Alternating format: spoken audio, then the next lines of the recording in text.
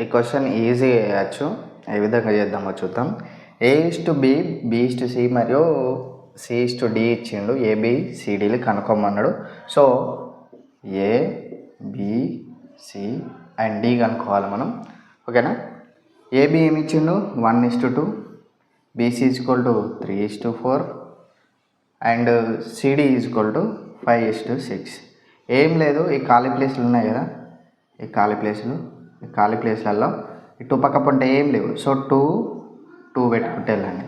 ఇక్కడ 3 పక్క పంట ఇటు సైడ్ ఏం లేదు. సో ఇక్కడ 3 పెట్టండి. ఇక్కడ 4 పక్క పంట ఏం లేదు కాబట్టి మళ్ళీ 4.